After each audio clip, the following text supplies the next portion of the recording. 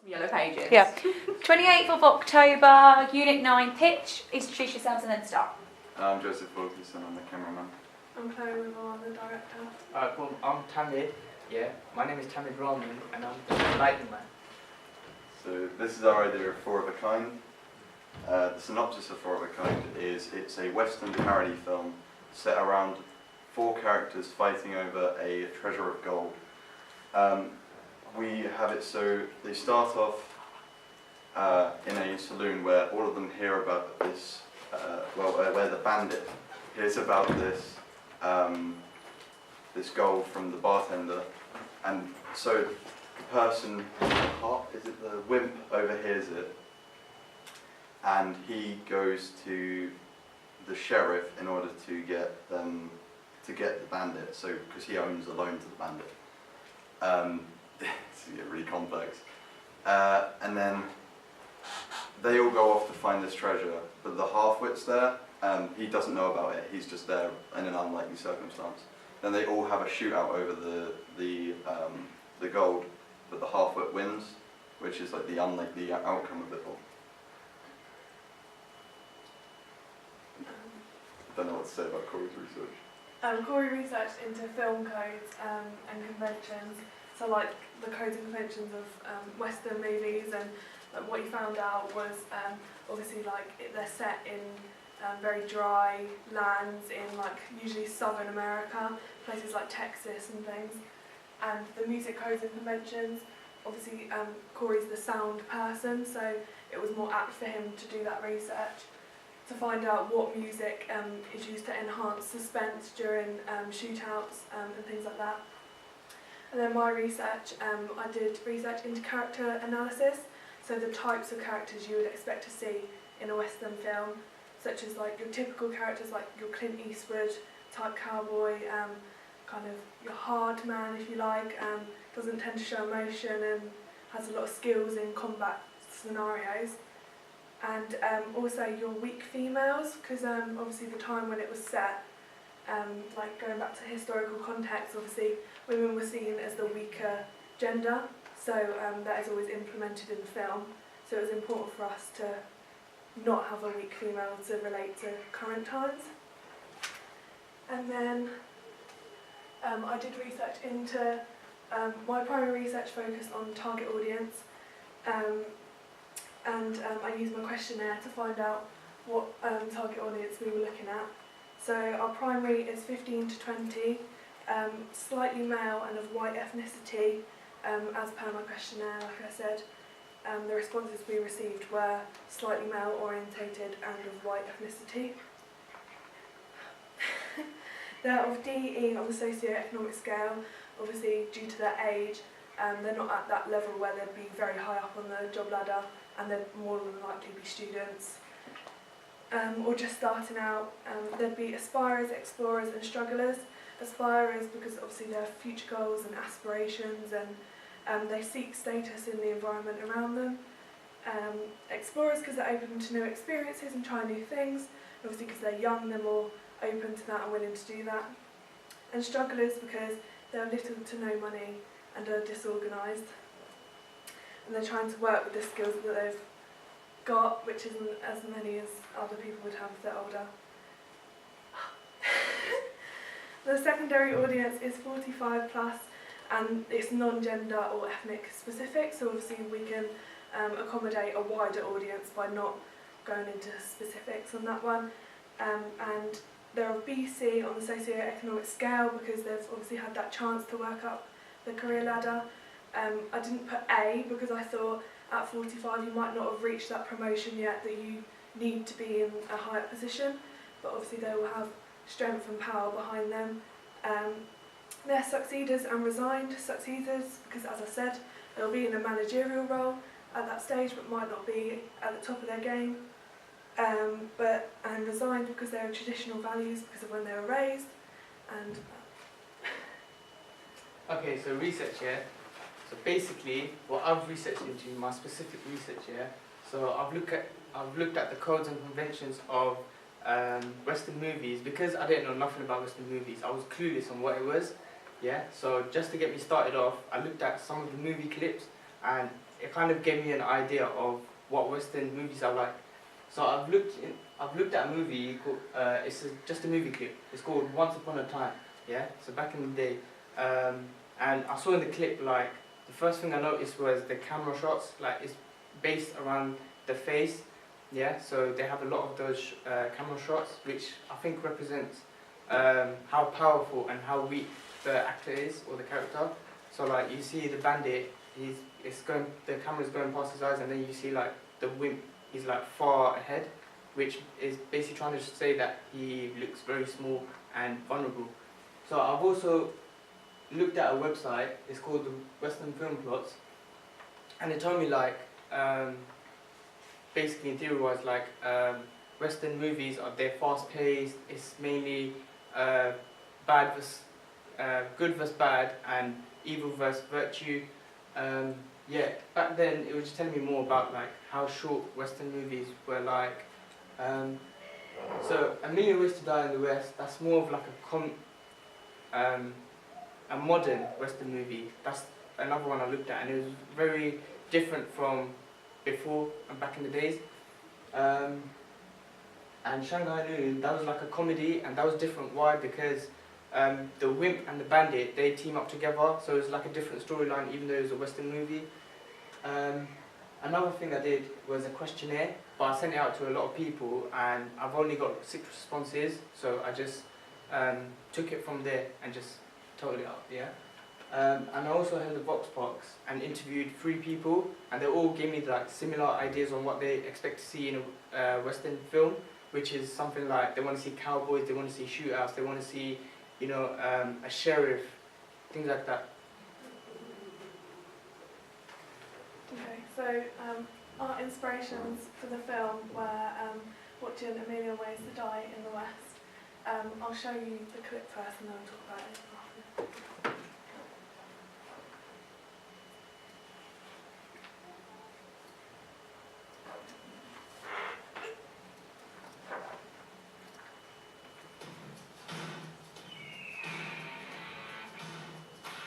Oh, hey, look, it's the ice. Why is it so big? So it doesn't melt. It's actually really interesting how they do it. It's this one company out in Boston that... That went south so fast! The American West is a terrible place in time. Everything out here that's not you wants to kill you. Angry drunk people, hungry animals, outlaws. Oh, the fucking doctor. I couldn't save her. She had a splinter. Doc, what the hell were we supposed to do? I would like to welcome a new member to our community.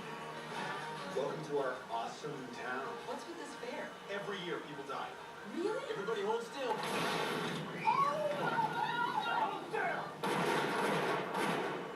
die at the fair. People die at the fair. Somebody in this town is going to die. Oh my God, somebody's gonna get fucked up. Please don't shoot us on sex night. You beat this guy at a gunfight, you're gonna be a real hero. He's the most vicious gunfighter in the territory. I'm gonna teach you how to shoot.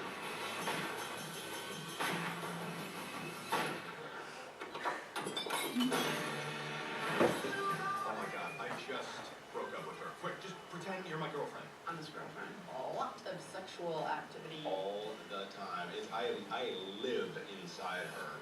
So if you want to send me a letter, you gotta address it care of her vagina. Aim up. Get ready, I'm about to shoot a full load at your cans. Shut the fuck up. Oh, that was a long day. This one man wanted me to smoke a cigar and then like ash on his balls while I'm jerking him off, and it was just like, what? Can I do this? But I did. Wow. So your job is so interesting because no 2 days are alike. I know you're here, Star. Hatena ashte.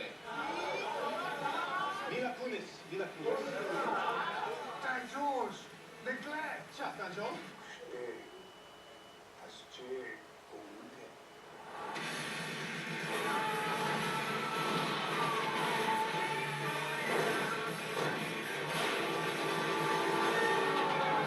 What do you say I steal a bottle of whiskey and hit the road? Love that idea. Your dick's out. Oh. A Million here is not so bad after all. Hey, it's a sweet young couple. Can I interest you folks in a miracle fuel? Holy shit! Okay. So as you can see, obviously very comical, like based around adult humour, which is obviously something we want to incorporate. And I know we've spoken a bit about using adult humour because it will be a 12A, so the children won't understand it, which makes it a whole lot funnier to the adults. And obviously set in dry, barren land, as I've said before, with your typical cowboys in a saloon, a bar fight, your shootout. So it kind of incorporates everything that we want to have in our film. And then the other one is... do I think? I can't remember. Good with that name.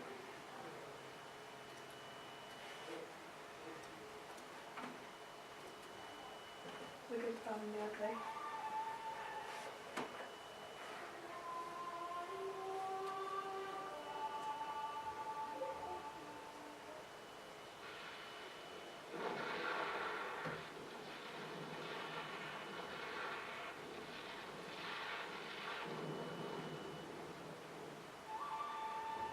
The good.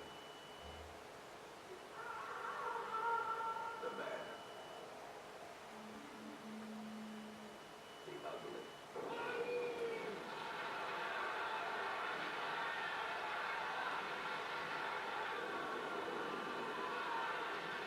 The blue. The gray.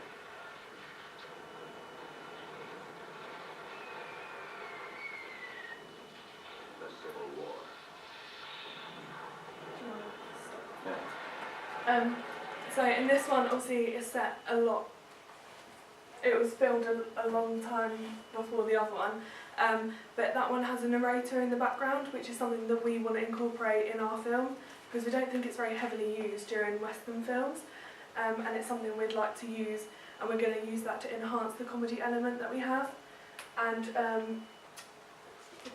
the music is very typical of a Western, so the music you heard when you see the cowboy, that's the kind of thing we want to incorporate, but we're going to use the narrator to add in those elements.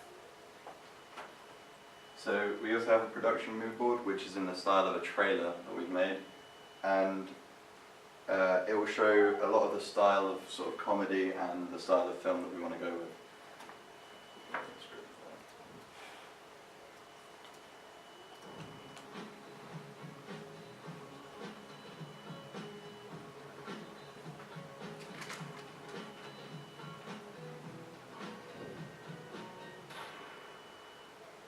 You seem familiar. Can I killed you before?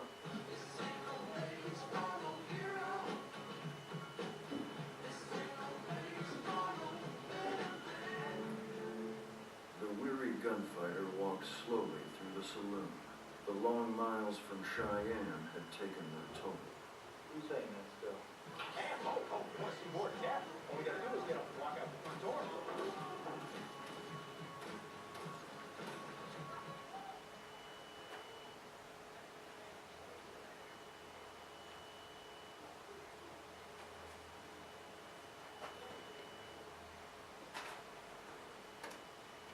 It's just a short trailer that shows off sort of all of the sort of different elements we want to include. So we want to include some comedy in there. We wanted to include the narrator that has that sort of fourth wall breaking kind of element to it as well. So we're going to have the narrator show up in the scenes from time to time as well.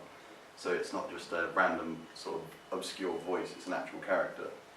And I tried to show some other things like sound and that kind of thing, like music from sort of a common era that has elements of the Western genre as well in it. Okay, so as you can see, this is our schedule. So we'll be filming Monday, Tuesday, Thursday and Friday this year. And not Wednesday because we're on a scheduled trip. But the weather, as you can see, Monday, Tuesday and Thursday are the best days to film on, which is great because we're filming on those anyway. the Monday, all the times are the same for each day of the week. These will change depending on like working around the pub times and when they're available to do. We don't need permission to film at Warden Hills, so we're available to do that at any point. We can work after these times as well, but for us we don't see it as necessary to film in the dark for this project because it's not necessary, it's not going to add anything to our production. Okay, technical issues and production issues. So when taking equipment, like, it's good, and we should always make sure we're checking everything beforehand. So not when we like turn up to Warden Hills, for example, and then find out SD card isn't working. Yeah. Yeah, check everything beforehand. If, for example, a group member was not to attend, then one of the group members that has attended has to take the job role. So say if Corey hasn't attended and he's the sound man, so either me, Joe, because we're close to the camera, we have to do the camera and the sound, or the lighting and sound. We need to make sure if we're filming outside, we check the weather, because obviously we want the perfect weather, so then we get the perfect lighting and perfect, how do I say it? Yeah, basically the perfect shots that we want.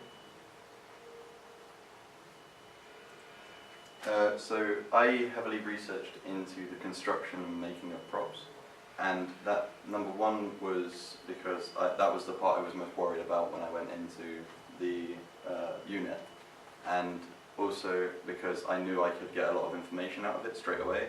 As soon as I was told we were making props, I knew who I could contact, so I messaged my mum, who has a friend who works for movies, and he worked specifically on Captain America and, for example, Willy Wonka and the Chocolate Factory, the most recent work of it.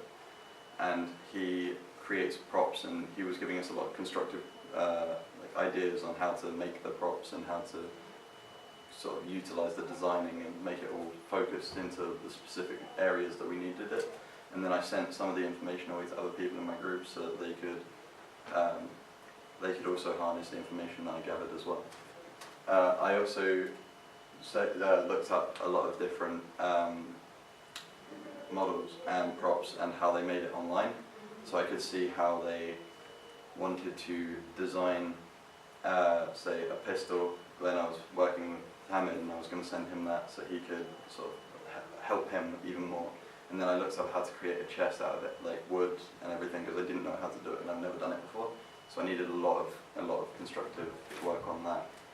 I also looked into other things when I started broadening my idea a bit and starting to understand the idea that we were going for. I started looking into scripts, I started looking into the audience, and I started looking into the codes and conventions of a Western genre.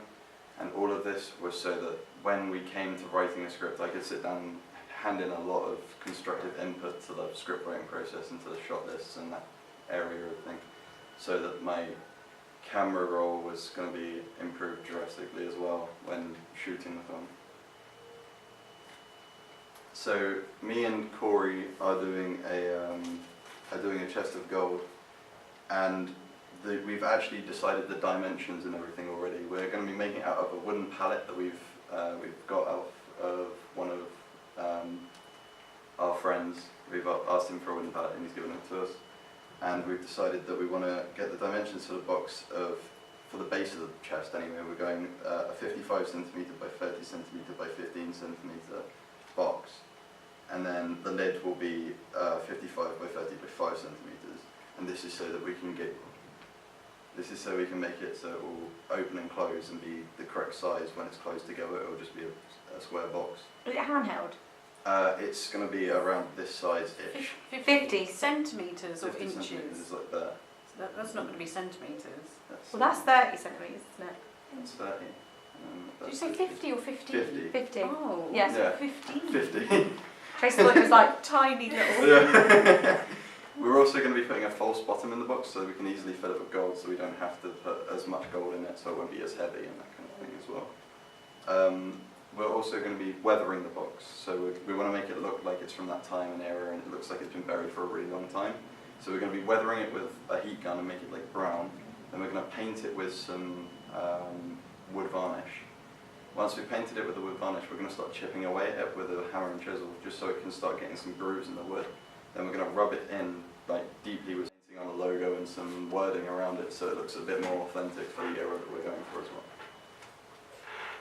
Okay, so my prop to create is a bow and arrow, and it's specifically designed for the character who Joe refers to as the half-wit. So he's kind of there in the wrong place at the wrong time. We wanted to make him a weapon that like portrayed that to the audience. So like Tammy's created a pistol, so like all the other three characters have a pistol, and he'll be there with a bow and arrow, just to help give that impression to the audience that he's not the most intellectual person, and he shouldn't be there. So the materials I'll need are curved bendable wood, string and wire, multiple pieces of straight wood to help create the arrows. I'll just carve them to make the point, and the details at the end I can make from the spare bits of wood. Compressed foam, black tape and coloured paint for the decoration to help add the authenticity to the arrows. So the method's quite simple. Obviously I've said the bendable wood, so you use that, you drill holes in either side, you pull the string through the wire, make sure it's tight enough so that when you pull it back it'll project the arrow, and then carve, as I've said, carve the arrows out of wood and use the compressed foam and the black tape to make a handle on the bit of the bendable wood to make it look more realistic. Okay, so the prop that I'm making, obviously it's a pistol. It's going to be a revolver, and I'm going to be making it out of wood, so it's going to be like loads of layers of wood stuck together, and then it's just getting the pieces attached to it. Yeah, but the only thing I will get is the trigger linked with the to make the noise. So therefore, obviously I didn't put it in, but I'm going to put like a string around it. So once you pull the trigger, it's going to make the noise. Obviously, it's going to have screws on it. It's going to have screws around the gun, because obviously without screws I can't just attach it. I could do it with glue, but that's still, I'd rather screw it just to make sure, yeah.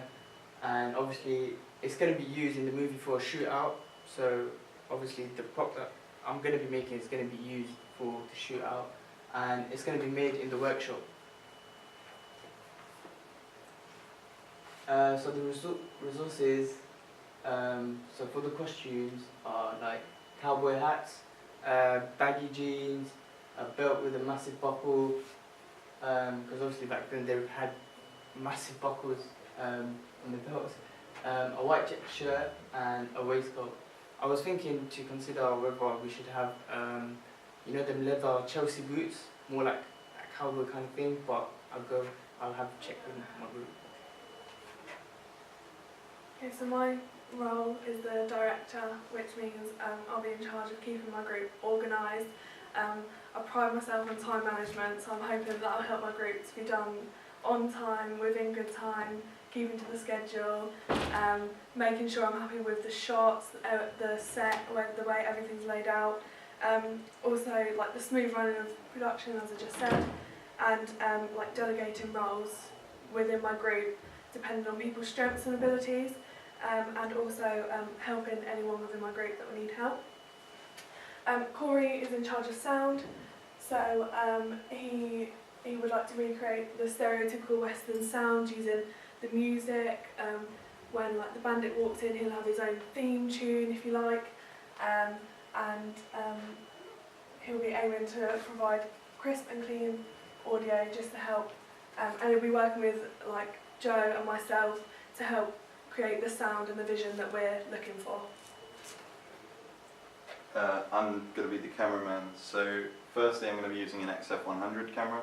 This is because in the past I've done a lot of projects with it and I know how to use it very well, and I know it can produce really high quality content as well. The track and dolly we're going to be using, number one, because it was a target of mine to use the track and dolly, and number two, because the track and dolly can provide very smooth, clean shots when we're going to be on either rugged terrain or when we're sitting there in like the bar scene, for example. We want it to be a very stationary camera, and this is so that it can like provide that smooth element when like the more professional element, instead of like a handheld like student-made film. There are a lot of zooms and pans and extended cuts in Western films, So I want to use them as much as I can because they usually provide a lot of tension and a lot of different sort of feelings in the viewer.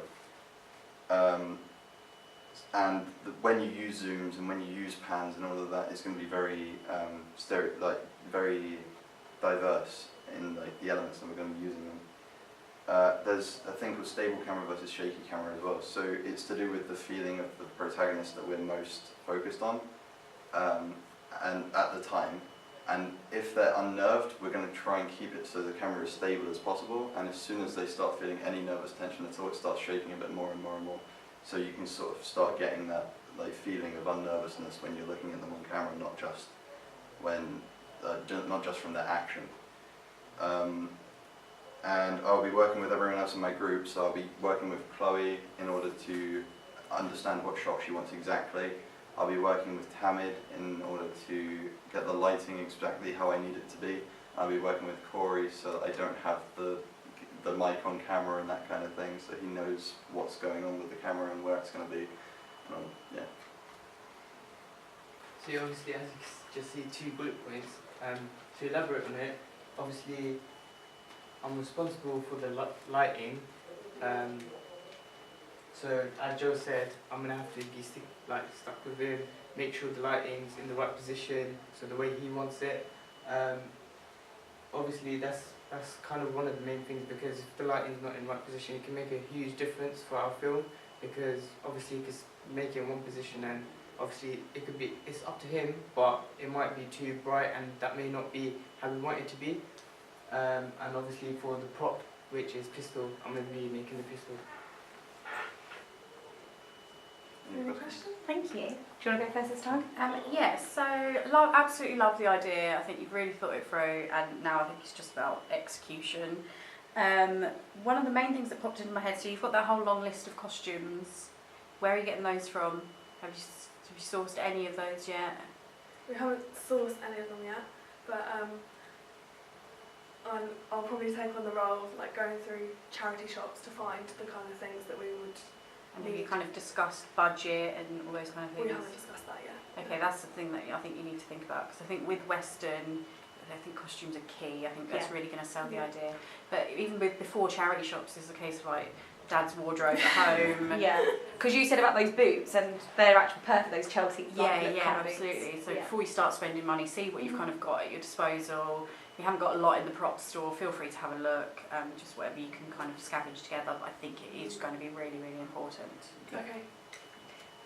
The pistol, you're obviously making the pistol, but Chloe mentioned that the 3 characters can have the pistol and 1 person's going to have the bow and arrow. So you're making 1 pistol?